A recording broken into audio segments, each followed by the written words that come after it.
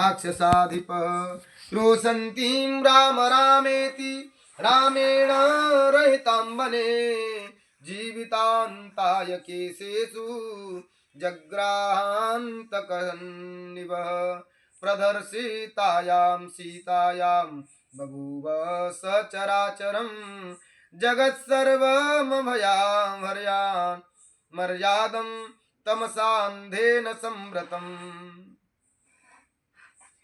राम से बिछुड़ती हुई सीता हा राम कह करके चिल्ला रही थी। इसी समय यमराज की भांति पहुंच करके रावण ने उनके केस पकड़ लिए और जिस समय रावण ने सीता का इस प्रकार अपमान किया उस समय सारे संसार में अंधेरा छा गया और उसकी मर्यादा नष्ट हो गई। सीता जी के केस पकड़ लिया, मतलब गोद में उठाई, मानो निश्चय हो गया कि अब रावण का अंत जरूरी है।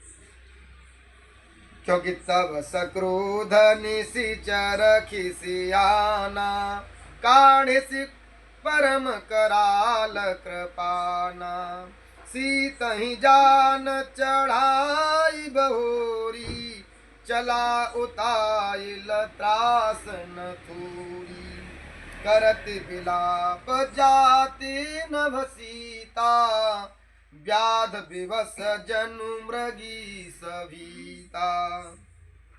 इस प्रकार सीता जी को पकड़ करके रावण ले जा रहा है। वायु का बहना रुक गया और सूर्य की प्रभा नष्ट हो गई। उधर श्रीमान ब्रह्मा ने जब दिव्य चक्षु से सीता का यह अपमान देखा तब उन्होंने कहा कि हे देवताओं का काम कर, अब देवताओं का काम बन गया। यह समाचार सुनकर सभी महर्षि दुखी हुए और प्रसन्न, एक साथ प्रसन्न इसलिए कि अब रावण का नाश होना निश्चित हो चुका है, किंतु सीता का यह अपमान देख करके सब दुखी होकर के रोने लग गए। हर्ष और विषाद महात्माओं को दोनों एक साथ हुआ। ब्रह्मा जी ने दिव्य चक्षु से सीता जी का अपमान देखा ब्रह्मलोक से, तो ब्रह्मा जी प्रसन्न हुए कि अब देवताओं का काम बन गया, क्योंकि यही प्रसंग महाभारत का है। तो महाभारत में क्या हुआ था, चीर हरण किया गया द्रौपदी का, तो उसके केस पकड़े गए और वस्त्र हरण किया गया। तो उस समय निश्चित हो चुका था कि पांडवों कौरवों का नाश निश्चित है, क्योंकि उन्होंने उसके केस पकड़ लिए।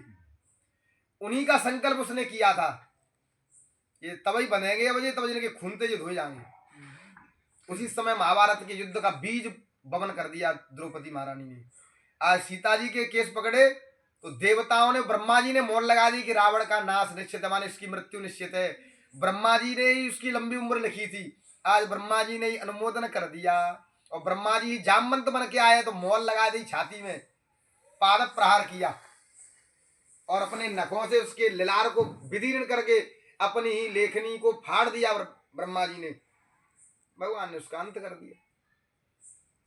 इसलिए नवाति मारुतस्तत्र निष्प्रभो भूदिवाकर दृष्ट्वा सीतां परामृष्टां दीना दिव्येन चक्षुषा कृतं कार्यमिति श्रीमान् व्याजहार पितामह प्रहष्टा व्यथिनाशासन् सर्वेति परमर्षय दृष्ट्वा सीतां परामृष्टां दण्डकारण्यवासिन रावणस्य विनाशं च प्राप्तं बुद्ध्वा यद्रक्षया।